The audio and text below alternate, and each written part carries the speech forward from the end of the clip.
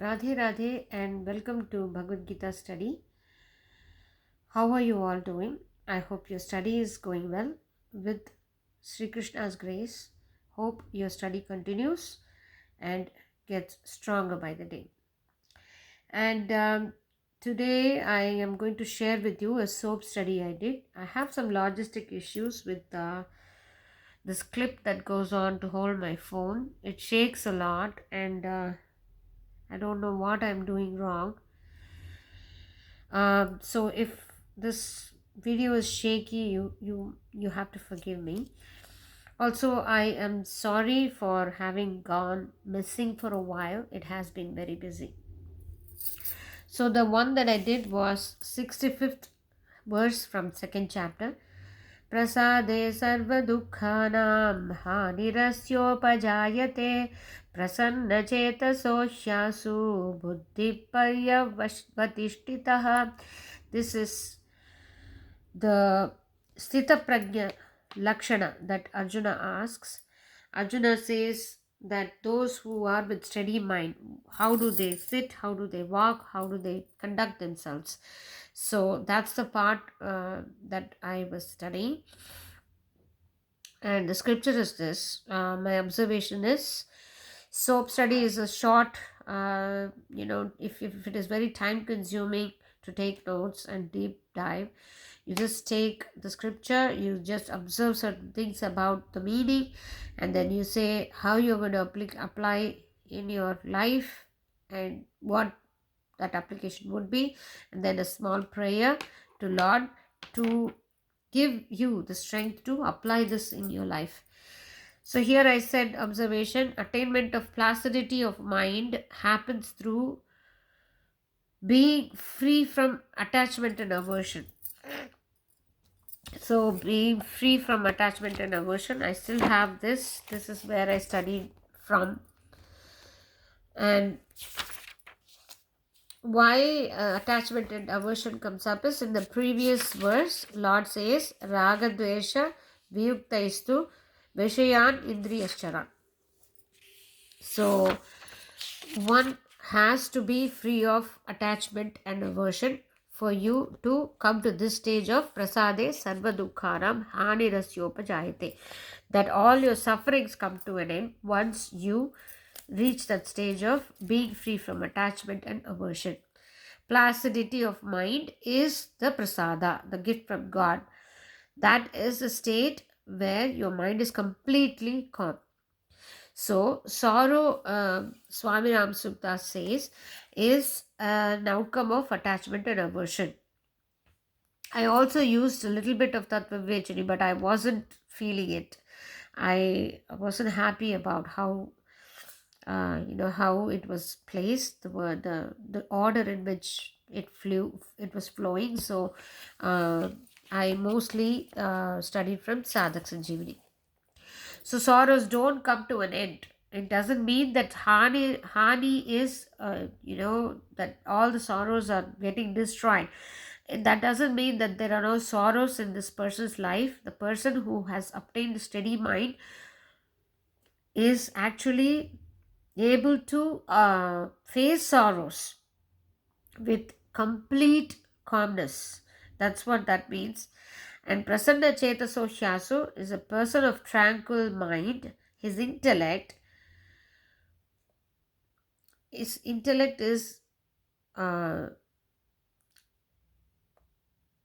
situated in Lord. It's situated in Lord. Paryavartishtite is withdrawing itself from all sides, is firmly established in God. So somebody that has this attained this stage is always established in Lord. Intellect of such person is very much strong. It is very much steady, is what this says. How do we get there? Application is to end sorrows is to establish oneself in God. That is the goal. That's what we are going to do. That's what a person of steady mind or sthita prajna is able to do. So per last verse I said, to attain prasada, the placid mind, you have to be free from attachment and aversions. So for that, how to be free from attachment and aversions? So attachment and aversion is predominantly a mind's function. It keeps on, mind is something that's analytical. It has to be in action.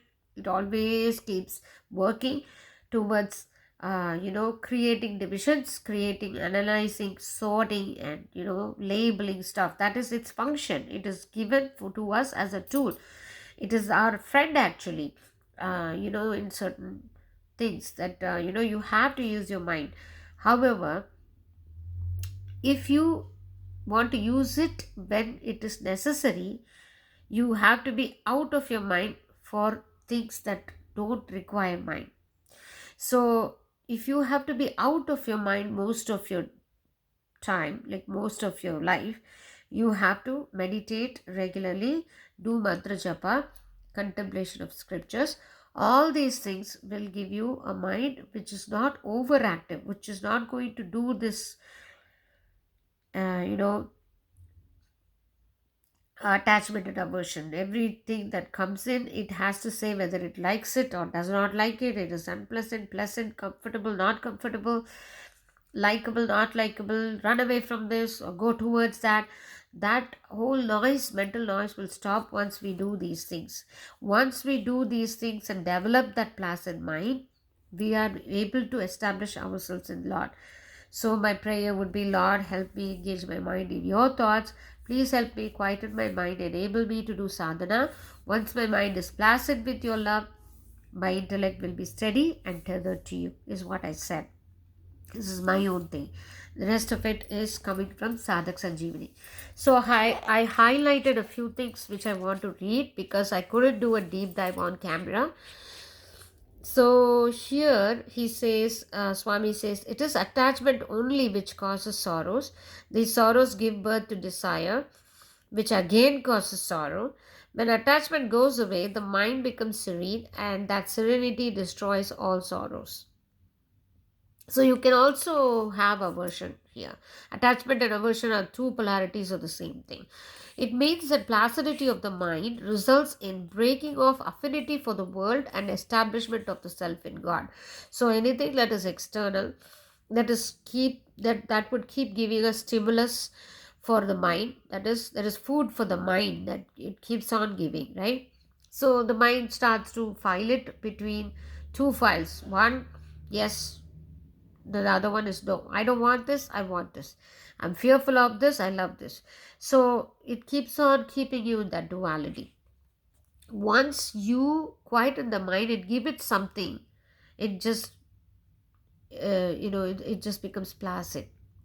So what are you going to give it? Not something that makes it even more go in overdrive and start to drive us crazy. You're going to give it something like mantra japa, or repetition of God is such a great tool to quieten the mind. It is so recommended for this yoga, this time, that this is the easiest practice that does not require much out of you. You don't have to practice external purity or even internal purity. You just have to repeat God's name, and it does work. So but it means that those circumstances cannot create commotion and agitation in his mind. So what does sarva dukkhanam hanihi mean? Hanihi is to be destroyed, right? Sorrows do not destroy themselves. Sorrows are very much a part of life. What happens is those circumstances are not creating any commotion within the person's mind. A person who has gotten established and who is placid in his ways, like he who is calm and serene in his mind, he does not react to those sorrows with commotion because his mind does not create those ripples. He's already having a very calm mind. Prasanna chetasosyasu buddhihi paryavartishtite. The intellect of such a person of tranquil mind soon becomes firmly established God.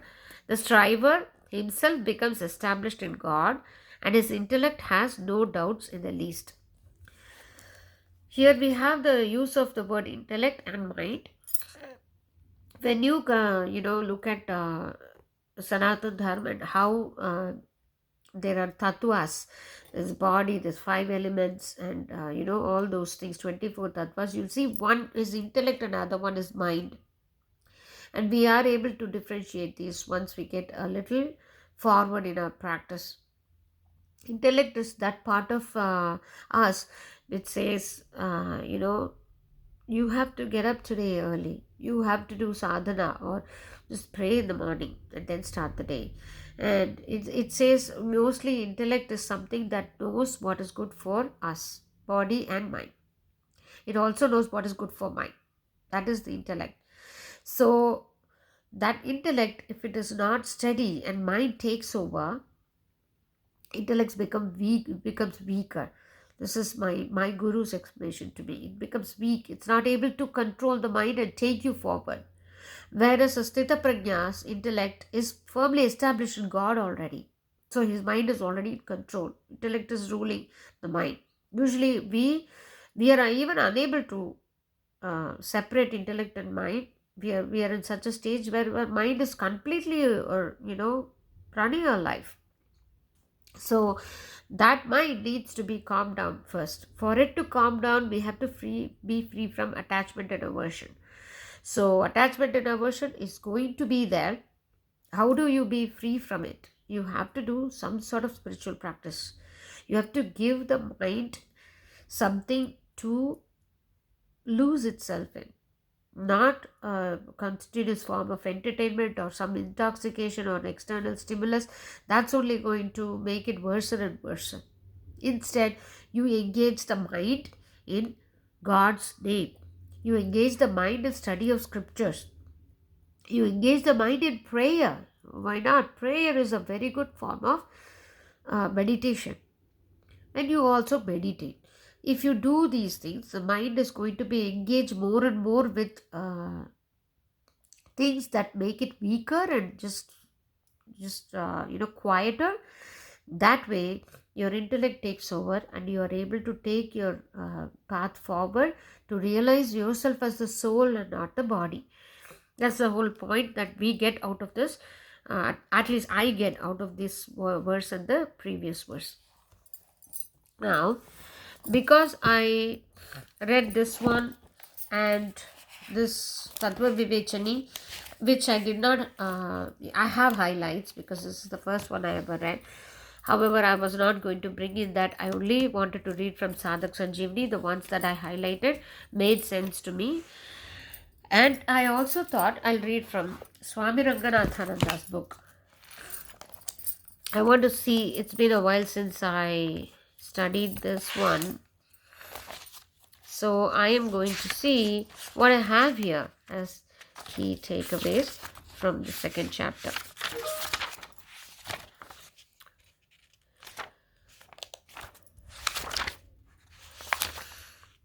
Okay, here you go.